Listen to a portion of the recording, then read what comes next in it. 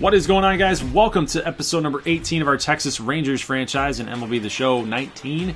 In today's action, we have the Rangers taking on the Oakland A's, 30-32 Oakland A's. So we are still trying to fight off all of our competition in the American League West, guys. It's a really close battle between the Mariners, the Athletics, the Astros. The Angels are kind of out of it, but it's like a four-team race right now for the AL West. So to say this is not a big game, even if it's in June, you would be mistaken. So we need to get this W here. Also have the MLB Draft, the 2020 Draft, coming up after this gameplay. So make sure you guys tune in and stick around for that, because it's our future. It's our future that we got to watch out for. So Zach Granite gets on base with a leadoff single, but he's going to attempt to steal. Doesn't get it. Elvis Andrus, though, after an Ridin Odor ground out, is actually going to get on with a base hit. So we got two down with one guy on, and Joey Gallo comes up and hits a huge rocket to right center field. That's not going to be good enough to score Elvis Andrus, though. With that 49 speed, center fielder took care of business out there to get that ball back in. So Nelson Cruz has an opportunity to give us the lead here. He's been red hot, and he's going to continue that red hot streak right now as he laces a ball down the line. Piscotty's going to cut it off. It's going to score two, and the Rangers are now up 2-0. Andrew Triggs not pitching too well here. He's got 26 pitches already in the first inning. So to say that we made him work, a little bit of an overstatement, guys. So Mike Minor gets a lead. He's currently 4-5 with a 4.01 ERA. He's not pitching terribly, but as our ace, as our number one guy, at least in overall rating alone, he hasn't been pitching up to the bill. He hasn't been matching the other pitchers that he's been faced off against, and we haven't really been getting him a lot of run support, so that I've seen. So it's really important that we got off to that hot start. It's really equally important that he pitch well against this Oakland A's offense, and you guys can see that he did until I decided to go into quick manage against Jurickson Profar, and of course, he hits a solo shot. He hits that solo home run. Dang it. So we're going to go back in to this inning where he gave up that solo shot. He's going to strike out Marcell Ozuna and get out of this inning against Khris Davis. We had him 0-2 in the bottom of the sixth inning, and he's going to launch a solo shot. I mean, I can't get this guy out. He kills it in the MLB The Show. He's got 32 He has 32 home runs. We're not even an all-star break right now. That is insane. He's on his way to hit 60. It's crazy. It's absolutely nuts. But here's Josh Fuentes making a nice play, off-balance throw to get that out at first. But we're going to go ahead and walk the next batter after that ground out to load up the bases for a force out at any base. And then he hits Matt Chapman on a slider that just got away from him. So that knocks a run in. It's going to be 3-2, and then this fly ball, this sacked fly, gets it to be 4-2. So it's now 4-2 in the bottom of the sixth inning. We do get out of that jam. Let's go to the top of the seventh, and hopefully Nelson Cruz can come up huge, guys. Here's a big, long drive out to left field, but it's going to be caught by Marcell Ozuna. Here's Nomar Mazara getting a base hit, also to left field. So we're hitting the ball hard against Andrew Triggs right here and right now. That's up to Josh Fuentes to give us a knock here, baby. So he does. He comes through. So we do have runners on first and second now with one down. So we're still in that double play situation, and that's why the A's are going to go with a relief pitcher. So Andrew Triggs kind of calmed down after that first inning and got us out. I think he was capitalizing on our aggressiveness a little bit. We allowed him to get comfortable, which is never a good thing when you're an offense and you got a pitcher that's struggling. You don't want to get too aggressive, because at that point, then you're allowing the pitcher to get back into it and dictate to you how to really go after those at bats. So it really sucks that we couldn't capitalize. But we're going to jump over to the top of the ninth. A's bullpen got it done in the seventh and the eighth. And here's a base hit you guys saw by Joey Gallo. Again, he gets another double. Now we got one down as Nelson Cruz grounds out. There's a base hit by Mazara. We are not even thinking about stretching it, though. Not stretching it. That run is way too important. We've already got two on right now. A home run is going to make it 5-4. A sac fly would be good, too. We just need a sac fly here, Josh. Come on. Foul ball. Foul ball. So Fuentes, I need to change his number because somebody actually pointed out that Chris Woodward's number is number 8. So we need to change Fuentes' number from 8 to something else. But, yeah, this is a clutch at bat right here, guys. This is a crucial at bat. Fuentes takes it low and outside against Trevino. This is such a big at bat. We need this game, guys. We had it, and then we just let it slip away. Triggs just settled down and got to us here. So here's a fastball right down the middle, and Fuentes just wasn't ready for it. Comes a little bit late. It was a four-seamer, looking for that sinker, looking for a little bit of movement. Didn't happen. It stuck right there, right down the middle, and he's just going to able to foul it away. So here's a slider. That's a really tough pitch by Trevino because it doesn't look like it's moving at all. It just looks like a fastball, and you think it's there, you think it's right on the inside part or a little bit low, and then it breaks a little bit. So it's kind of a deceiving pitch because it's so fast. He throws it so hard. But here's a ground ball up the middle. Can it get through? No. Flip over to short, and Fuentes grounds out into the double play, guys.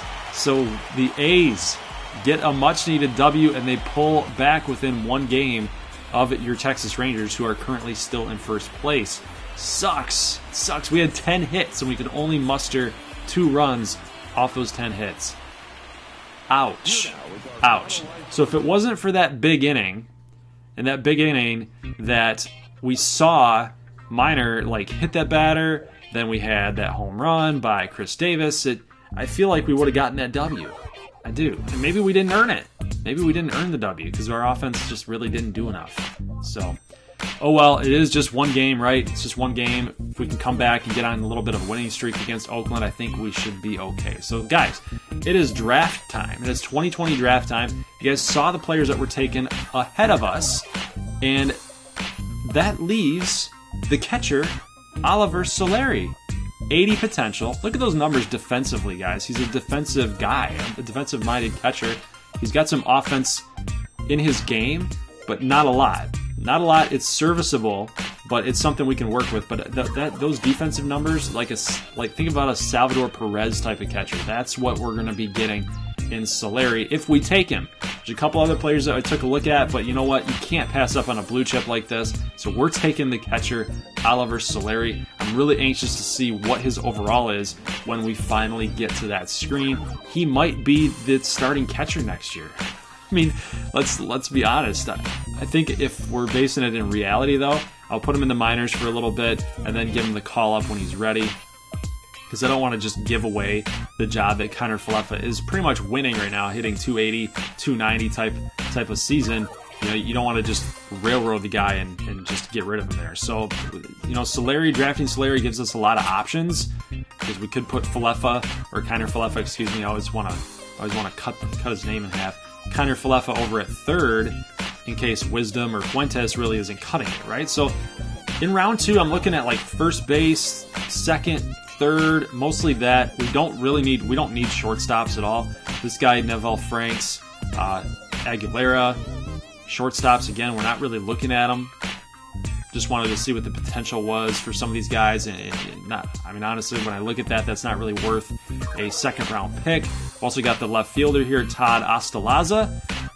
When you sort by MLB ETA and then the potential, I know his potential's an 80, but when you sort by MLB ETA, there's other guys there that have 2021s and even 2023s that are mixed in with the 21s. So that was interesting to me because we don't have him fully scouted, and I feel like taking a risk here because there's a lot of good outfielders right now. Like Joe Shoemaker, he looks like he's pretty good, but he's 5'7", right? That's kind of a knock for me. I know that Jose Altuve is kind of that outlier, but when you're 5'7" in the outfield, I don't know. I'm not really digging it. So I'm looking at Steven Yeun from South Korea, 21 years old. He's 5'9", right? And so that's kind of why I'm not thinking to go with Steven Yeun until a little bit later if he's there. But we're going to go with Todd Ostalaza. And you guys can see his potential is at 80, and I'm anxious to see where he's at too. I feel like he could be a pretty good player. I know we are pretty much stocked full of outfielders right now, but you can never have too many trading chips, right? Trading chips for when we're actually ready to make playoff runs. We need to acquire really good players, right? So if you guys get catch my drift here. If we start getting some players that have high potentials, guys that aren't going to really find any time with us, can't see the field, just, ship them off for a bigger name, right? I don't want to be a Dave Dombrowski here and trade away our future, but you just want to be smart about it, right? You want to pick your spots, so to speak. So we're looking at first base, third base options here. A lot of the guys that I like, namely Angel Espinosa, Garrett McFarland, those guys are still available. Diego Corona at first is still available. These guys look like they might be a little bit of projects, but I think that that's kind of what you're getting in the third or fourth round of those later rounds. You want to just find a guy that's you're going to hit on, right? And I think Angel Espinosa might be a good pick here.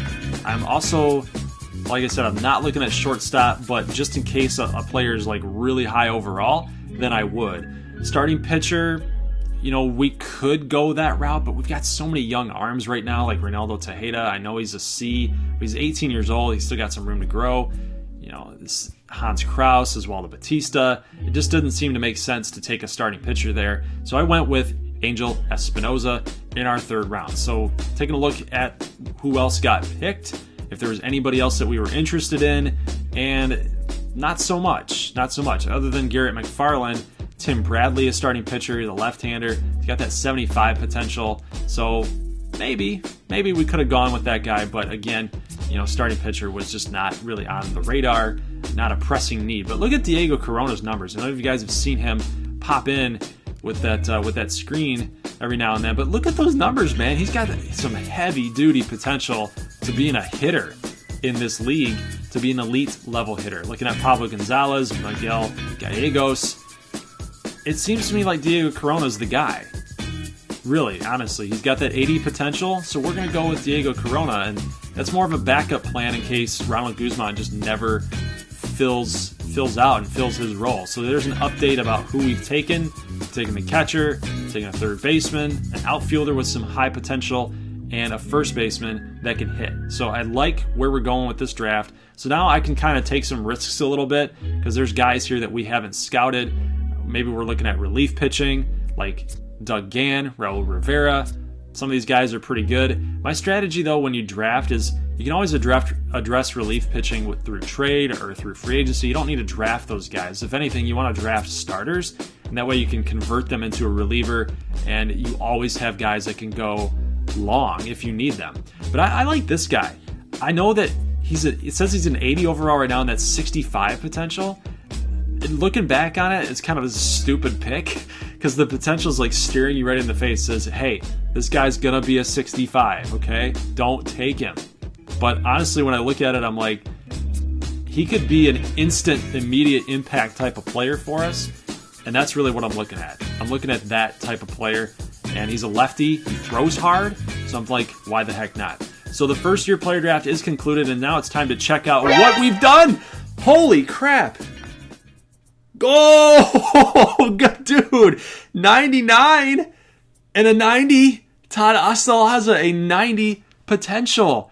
Diego Corona, an 82. We know. Cahill and Taguchi, those were just flyer guys.